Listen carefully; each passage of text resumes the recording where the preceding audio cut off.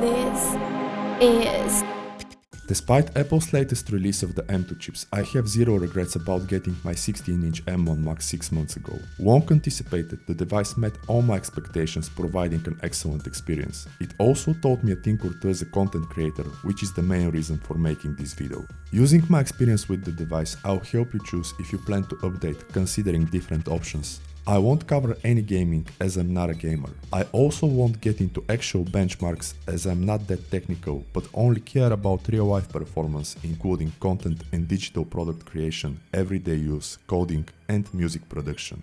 Performance. Having a 24-core GPU with 32 GB of RAM, this M1 Max delivers a stellar performance. Working with the Adobe Suite, thus far I'm beyond satisfied with the machine. Premiere's timeline performance remains smooth even with multiple layers, 4K footage and different codecs. Slow motion and BRoll. Using a slider and a gimbal is something I really like for both my tech and other videos. To edit my BRoll shots, I use the warp stabilizer effect inside Premiere. At least 90% of my BRoll is slowed from 60 to 30 frames per second, and the reason is to achieve a much smoother and more polished look, which I personally really enjoy. On the contrary, that means Premiere has to slow and stabilize each clip. Formats and frame rates. Based on formats and frame rates, there's a slight difference in the warp stabilizer's quickness. I may be wrong, but the BRoll and the 4K shot stabilize the slowest. Nonetheless, there's nothing drastic, and I barely have time to do a rough cut when stabilizing a clip. Titles and color grading. Color grading and motion graphics are virtually instantaneous on both single and nested sequences clips. Usually I do all my grading on separate layers, and I also add text effects, which have dramatically improved since I got this M1 Max. Suppose I ever get some, let's say, inconveniences when editing. That's never because of my Mac, but because of how Premiere is made. And apparently that is why so many creators switch to DaVinci or Final Cut, of which I'm actually considering the former. After Effects. There's also nothing to complain about regarding dynamic link workflow and After Effects. Though I don't do much besides composing glitch effects, simple animations and text, everything runs nicely even when alternating between After Effects and Premiere. And in fact, that was the main reason I opted for the 24-core GPU, but more on that in a moment. Multitasking. That is also true regarding Photoshop and Illustrator, which I use for thumbnails, titles and Premiere, and digital products, which you can check on my Etsy and Gumroad pages. When doing the second, I have Illustrator, Premiere and perhaps After Effects opened. I also have SoundCloud or Audible or Apple Podcasts as a background, and if I'm making a book review, I check quotes from the script in Grammarly. Despite all that, the machine doesn't slow, but actually runs like a champ. Digital products and photo editing. Working with countless vectors and multiple artboards also doesn't slow my M1 Max MacBook Pro, and the same applies to editing photos in Lightroom and Photoshop. To provide context, most of my photos are taken on the iPhone 14 Pro with BRoll enabled, and more on that is in my 4 months of personal experience with the iPhone 14 Pro. Rendering and export times. I don't know about you, but timeline performance undoubtedly has the most importance to me, and while the same is flawless, I also couldn't be happier with the export times. All my videos are exported in 4K, having the highest possible settings, but whether and how YouTube decreases the quality is another subject. Generally speaking, export times mirror video length. For instance, a 5-minute video gets exported for 5 minutes, whereas a 15 for 15. Based on my experience, that's regardless of the numbers of effects and layers, and the same remains when editing off of an external SSD. Cooling. Speaking of performance and rendering, I cannot skip mentioning the zero complications I experienced with cooling. Since I got it, this M1 Max MacBook Pro has turned on its fans once or twice. It happened when I exported a 20+ minute video for my other channel, and besides various nested and stabilized clips, the video had many parts in dynamic link. Battery life. Based on my observations, the battery charges entirely in less than 30 minutes, yet those are my rough estimations since I haven't monitored the exact duration.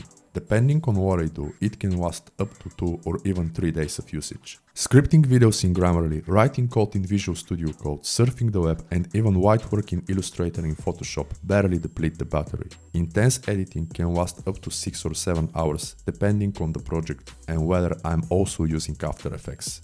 Battery size. This is one of the places where battery size makes a difference. If you're editing on the go, consider a 16-inch model.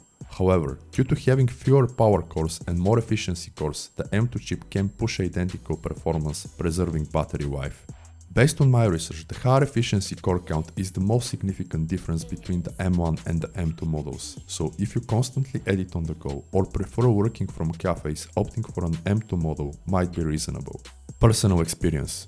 Although I never edit on the go, I often do so sitting on a sofa, and believe it or not, I cannot describe my appreciation of the larger battery, trackpad and screen in such cases. On the contrary, if you travel a lot and or do most of your work on an external monitor, a 14-inch model may make more sense.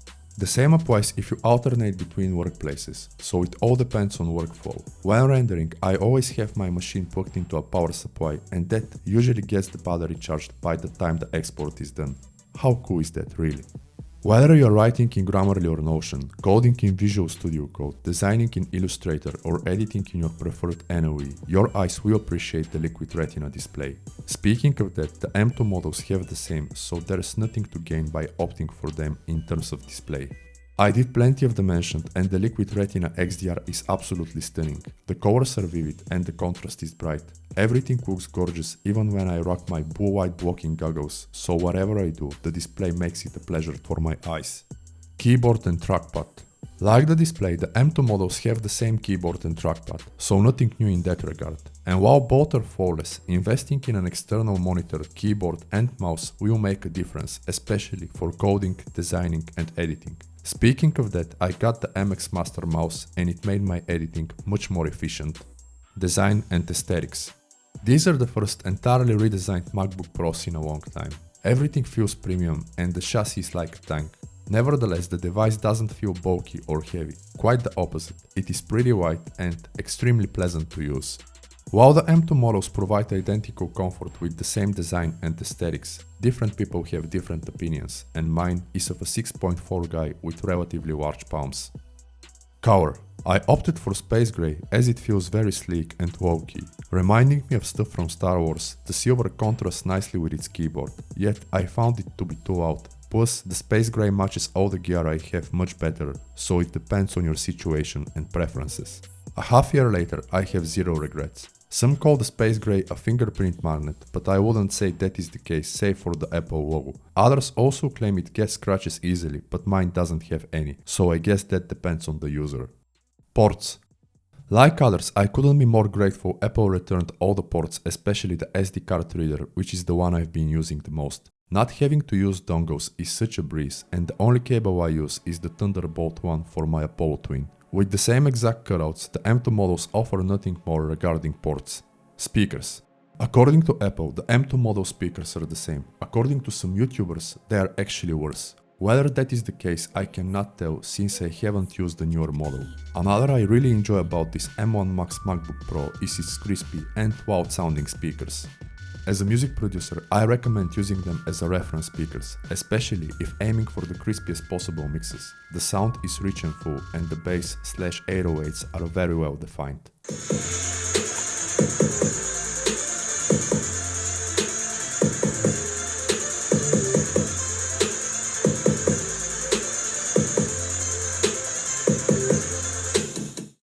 What I've learned. Using this 16-inch M1 Max MacBook Pro has taught me several things, the most important being that in 90% of the cases, such a machine is an overkill for me. The only times when it isn't is when I'm using After Effects in conjunction with Premiere. I can deliver content on multiple channels and do my BRoll, grading and titles without any issues. Usually those are 2 videos between 7 and 10 days. Yet with this machine I really feel I can push myself to improve, getting faster and upload more frequently. The computer keeps its performance wherever I throw at it, letting me be as creative and productive as I want and actually can. So my content creation and coding journey are as fast as I am, and to me that is priceless. Suggestions for buying. If you're a creator aiming for quality content, I'd suggest getting the M2 Pro with 16 gigs of RAM. Trust me, that will be plenty.